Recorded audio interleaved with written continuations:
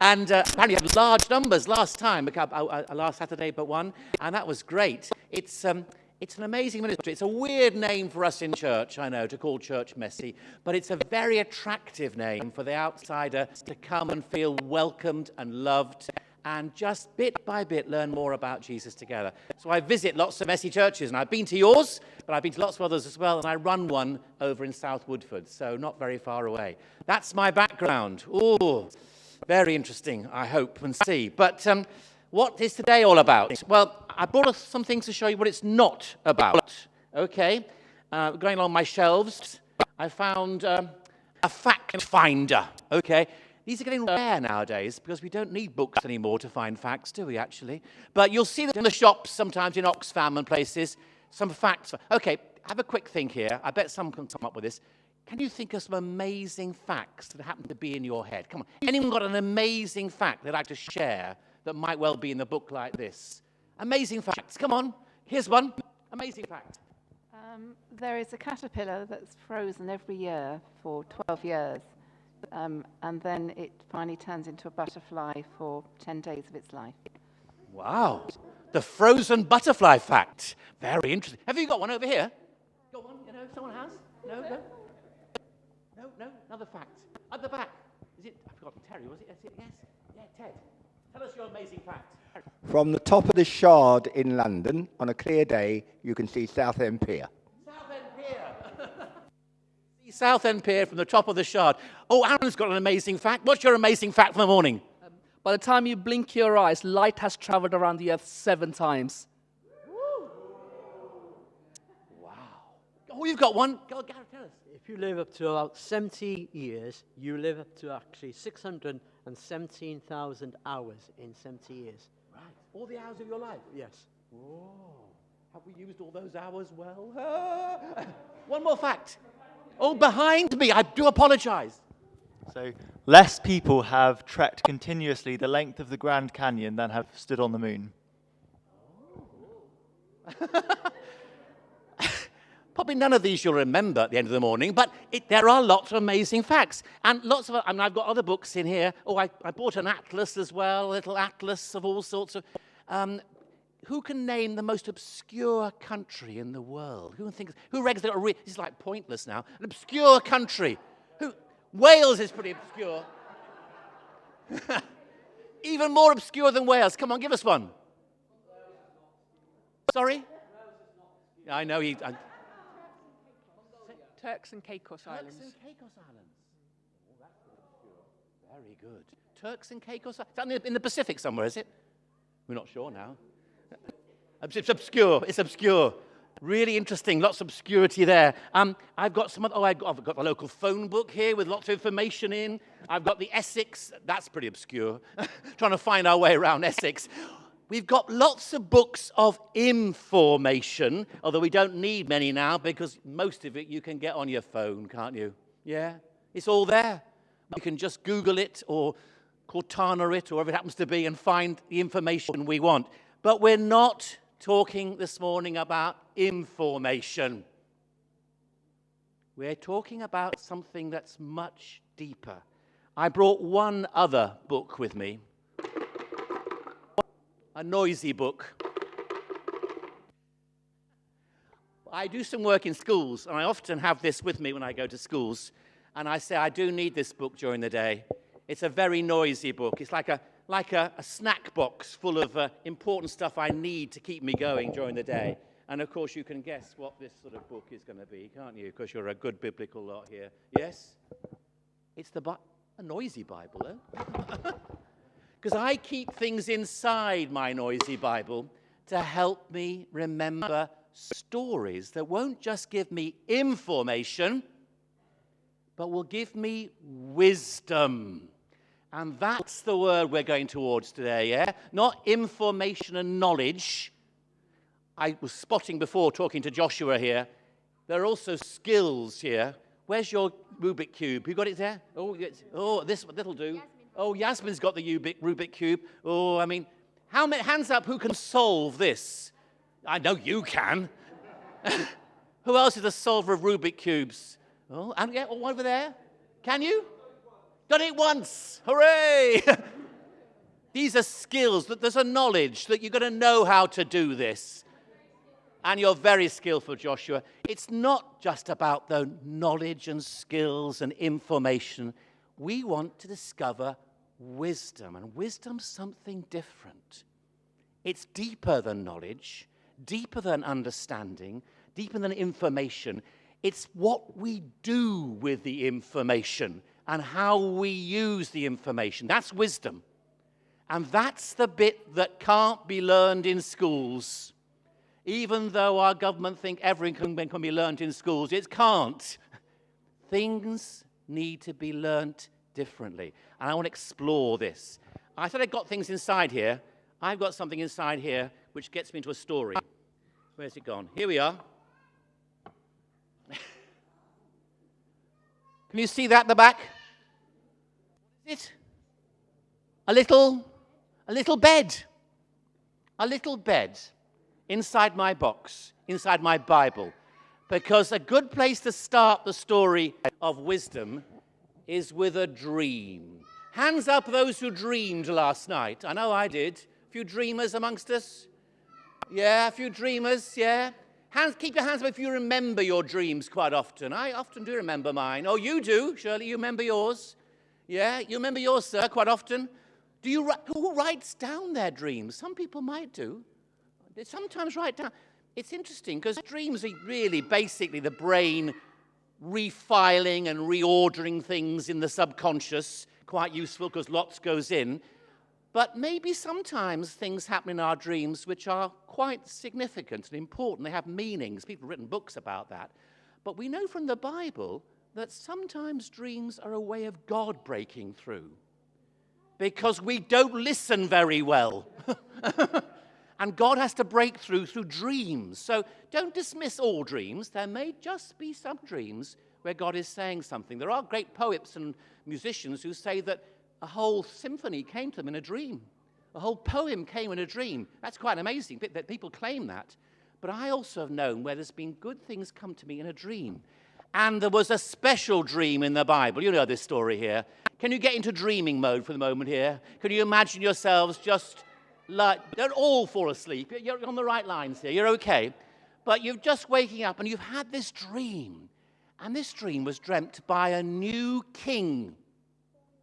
This new king was on the throne, and he was young, and he was nervous, and he was worried about being the new king, especially as his dad had been a brilliant king. This dad of his was special, and this dad was dead, and he was trying to step into dad's shoes. That's not easy. And what's worse, Dad had been a godly man. He was described as a man after God's own heart. You know where I'm going? And that man, although he wasn't perfect, no way was he perfect, but he did try and follow God. And his son was now trying to succeed. And one last thing about this son was that he hadn't really had his own big experience of God yet. He knew about God, but he perhaps hadn't had his own personal hearing of God's voice. And he was scared. He went worshipping like we did this morning, but it didn't quite mean much to him yet. He knew how to worship. It says so in the Bible. He went and did a massive worship experience before this dream, but it maybe wasn't helping him to connect with God yet. He knew the right words to say, but it wasn't quite helping him know God for himself. And then he had a dream. His name, of course, was Solomon. And in the dream, this is amazing. In the dream, God said, you can have anything you want to help you be a king. Anything. Pause a moment. What would you say with a question like that? You can have anything you want. What do you want, Yasmin? Anything? What would you want? 3 Maseratis. Oh. What would you want? I mean, people, what would you want, Joshua? More. Ah, clever one. Give me more infinite wishes. Yeah, that would be a clever answer. You're right. You'd extend on the dream forever. Like it, Joshua. What would you... And actually, Solomon, it says in the story, he talked with God in a dream. And he said, you were with my dad. You looked after him. And I know that Dad was a good king, not because he was strong or wealthy or had massive armies. In fact, I know that my dad defeated an army once with one little stone. You know the story? Yes? One little stone was enough to knock that giant down, and the army fled. So Solomon knew that armies and wealth and Maseratis weren't going to be the answer. And he said, give me wisdom to know the right from the wrong. That's good, isn't it? To know the right thing to do. And God went on speaking to him and said, that's a great answer. It's nice to have that from God, isn't it? That's a great answer. And because you've asked for that, I'll give it you. Understanding and wisdom. And you can have all the rest as well. So actually, Joshua, he had all the rest as well. But it's because he gave the right answer. He got the rest, not the clever answer. Ooh, interesting. That's very interesting. And he went on, it says in the Bible, to write about 3,000 words of wisdom. And we've got about 300 of them in part of the books of Proverbs. He went on to write 1,000 songs. 1,000 songs, that's more than Charles Wesley, isn't it? Anyway, but lots and lots. Well, we've only got one in the Bible, but lots of songs. And he also says in 1 Kings 4 that he went on to write lots of insights about plant life and animal life and the way the world is. He was like a multifaceted scientist in all sorts of ways. That's quite amazing, isn't it? Solomon was given the gift of wisdom. But he said one big thing. It comes at the beginning of Proverbs, and you know this. What's the seed of wisdom? What's the beginning of wisdom? The fear of the Lord is the beginning of wisdom. Putting God first is the way to get wisdom. Wisdom starts with God. Can we have some readings up, please? Because I thought I'd turn to James, one verse from chapter 1, and then we're going to go to chapter 3 for some verses. But to keep you all awake, we're going to read together this morning, okay? And James loved the book of Proverbs. If you read book of James, he was an early Christian leader, brother of Jesus, and he wrote one letter in the New Testament, and in it he quotes a lot from Proverbs. He knew the book of wisdom. He knew that God's wisdom was important. So we're going to read this together. Can we look up there? It's a great promise, first of all. Together we'll say, if any of you lacks wisdom, let him ask God, who gives generously to all, without reproach, and it will be given him. That's promise, isn't it? Let's go on. Together. Who is wise and understanding among you? By his good conduct, let him show his works in the meekness of wisdom. Can we carry on? But if you have bitter jealousy and selfish ambition in your hearts, do not boast and be false to the truth. This is not the wisdom that comes down from above, but is earthly, unspiritual, demonic. Oh, that's scary. Bit more? Is that it? Oh, right down to 18 I was going to do. I'll read the next bit then, because there's a lovely bit that says the wisdom from above is something different. I'll go there. I must have given you the wrong verses, but never mind. And verse...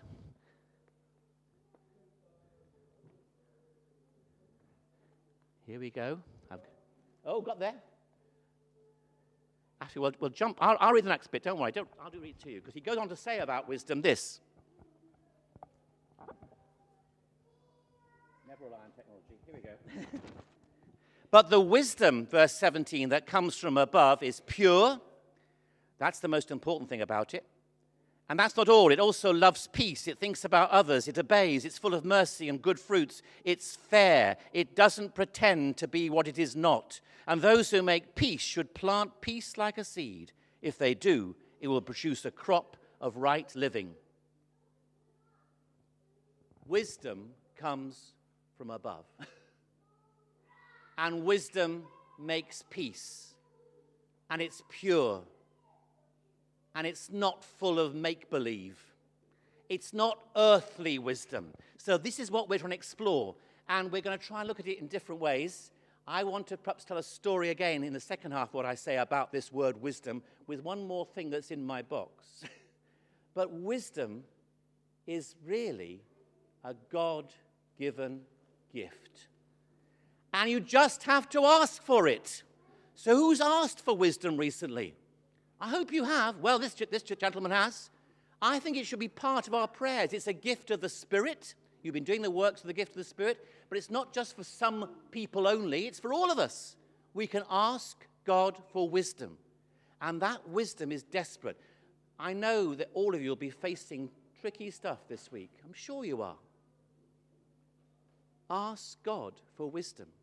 Not knowledge, not Rubik's Cube solving skills, not information to get round Essex, but wisdom to know the right way to go and the right route to take every single moment of the day.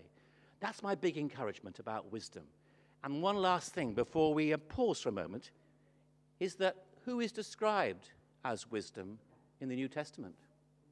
Jesus is our wisdom. So when you're asking for wisdom, you're asking for more of Jesus. Hold on to that as you face every challenge this week. Give me more wisdom. And wisdom is passed down as well. We're going to have a song in a moment, but during the song, can you also be thinking, what good, wise advice have you received from someone in the Christian faith? And what would be your wise advice you'd like to pass on to someone else? Are you with me? If you ever listen to Saturday Morning on Radio 4, they have the inheritance tracks. And it's what some music was given to you by someone you respected and what you don't want to pass on. But change it to wisdom. What wisdom were you given, and what wisdom would you like to pass on? Let's sing together our next song. Is that all right, Martin? And this song, I think, invites us to be still and listening to God for an answer to that question, and also help us to listen to God for his wisdom. If you can stand, please stand.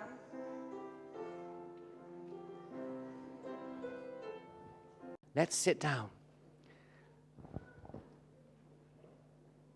What wisdom would you pass on to someone else? And what wisdom was passed on to you? Has anyone been thinking what that might be?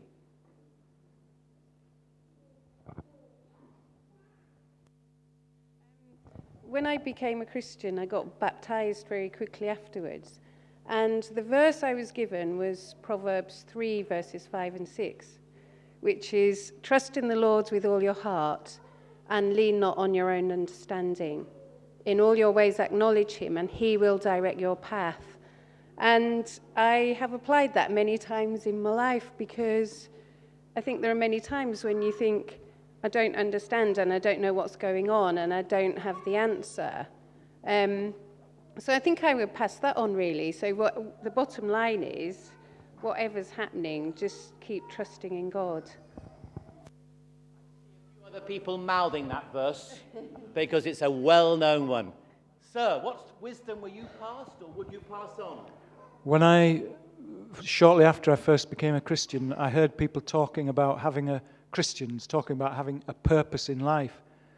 And I didn't really feel that I had a purpose in life, so I started to nag God. I was constantly just saying to God, what's my purpose, what's my purpose, what's my purpose, all day long. And eventually, after about 2 weeks, I was reading a book, and as I turned the page, the line at the top of the page was, to know him. And that was the first time I really knew God speaking to me. And since I didn't realize the massiveness of that at the time, but in these last few years, over and over, to know God is it's eternal life. It says in the Bible, it's eternal life to know God. So I would tell anyone that you need to know God, and Jesus is the way to do that, to come to know God. Brilliant, thank you. Knowing God, trusting God, you'd pass that on. Anyone else got something? Oh, here we are. Something that took me a while to learn is that no situation you enter is a surprise to God. And it said he's gone ahead of us, behind us, and is with us. Just very briefly, I remember when we had the fuel shortages and we were going on a long journey, and every place we went to had run out of fuel. And I thought, well, God knows we're on this journey. And we went to one place, they said, we're not giving any more, but just for you, you can have some. No situation is a surprise. That's your wisdom you'd pass on. That's very good. Gareth, one more perhaps, yes.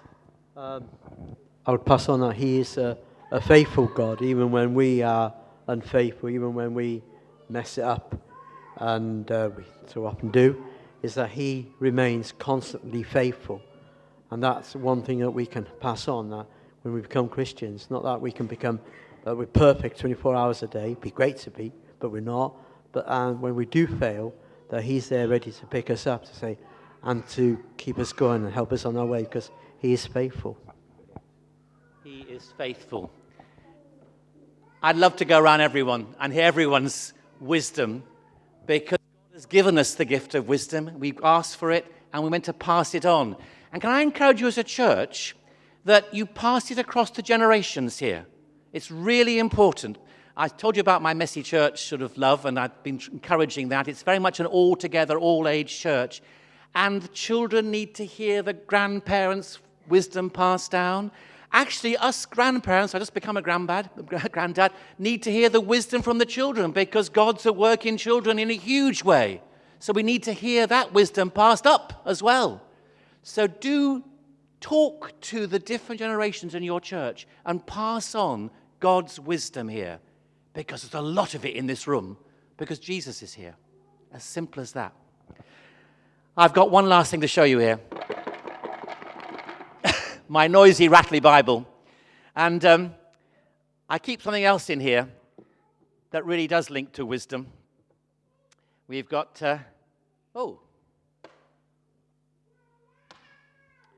some blocks. I gave those to the children in the back pew over there. They'd love these, I expect. Oh, I've got a lot of them. Here we go. What shall I do with these blocks then? I'm out the box on this. I'm looking forward to this. Tell me. Stack them. Okay, I wasn't expecting that. Okay, stack them. I could certainly stack them. Here we go. We'll stack them.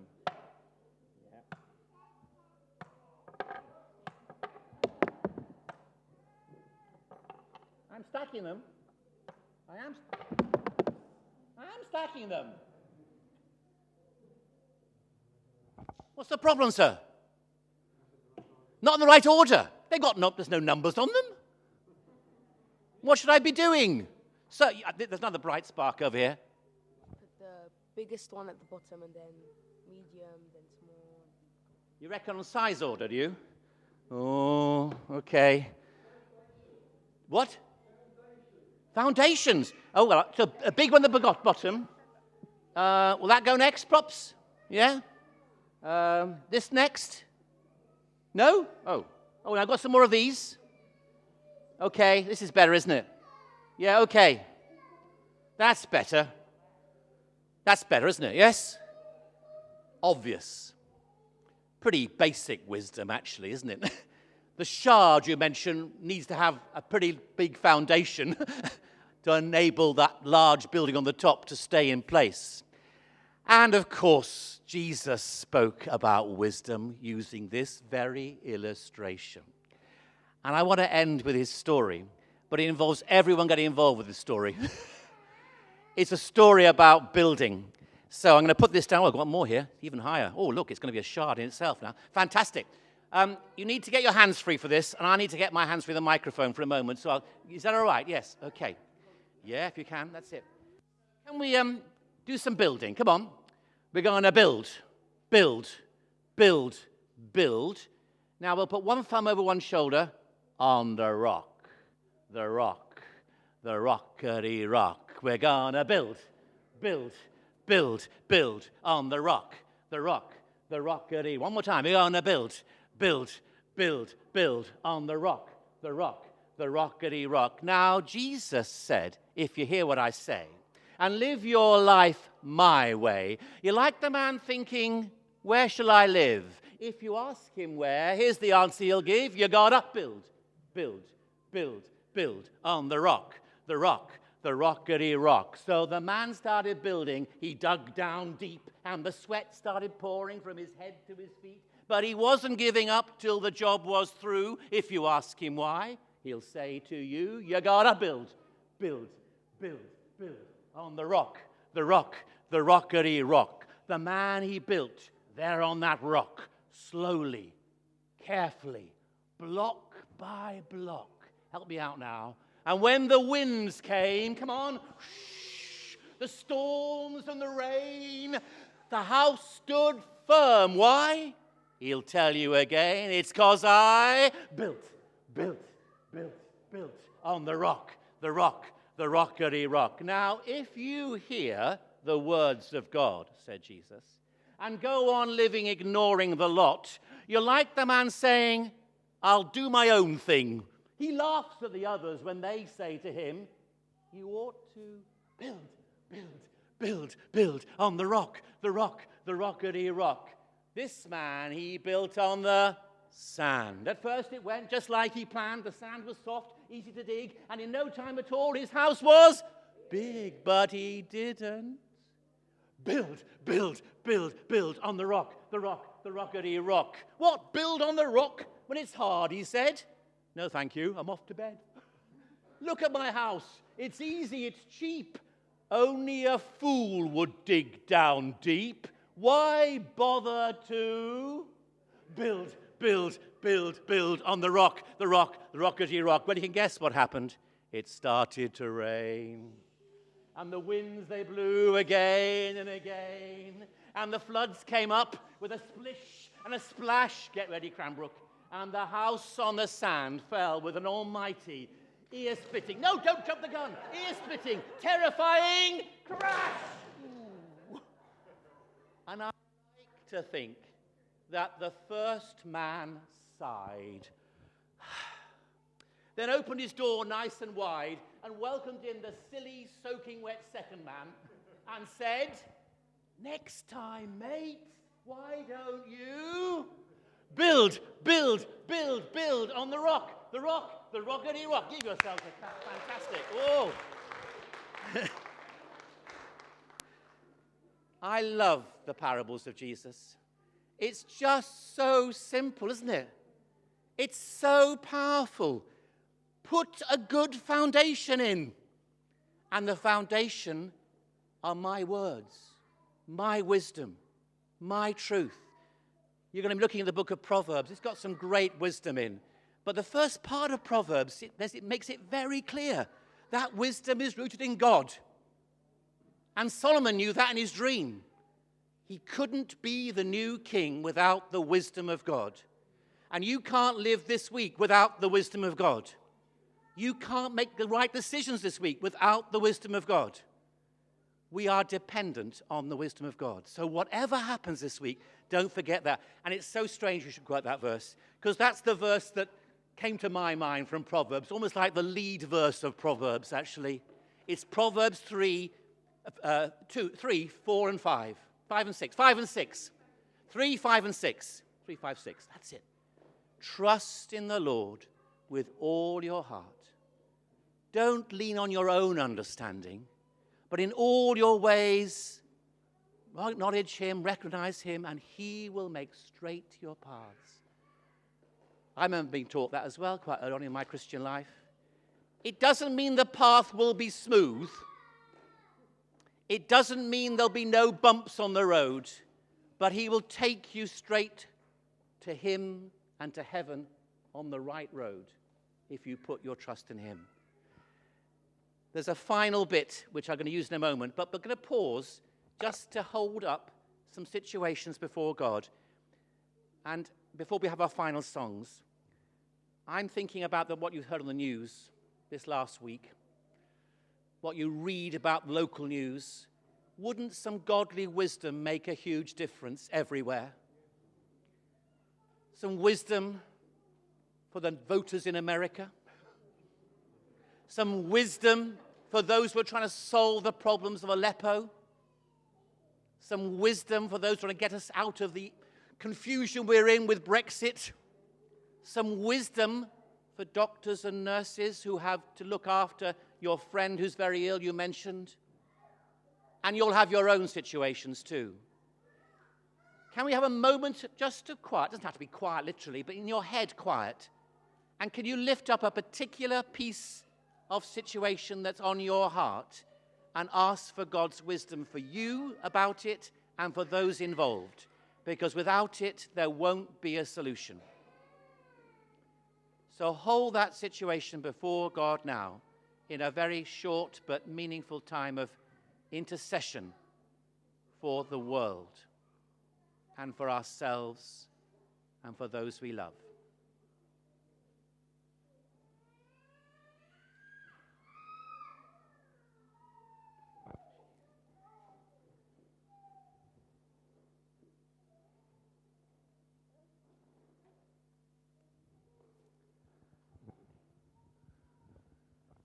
If any of you lacks wisdom, ask God for it.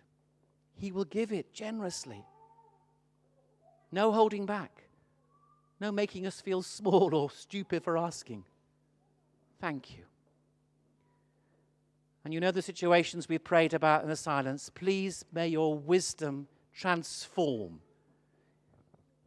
Information builds us up, maybe, but wisdom transforms us. So we ask for your wisdom in the name of wisdom himself, Jesus. Amen. Amen. We're going to sing some songs to finish.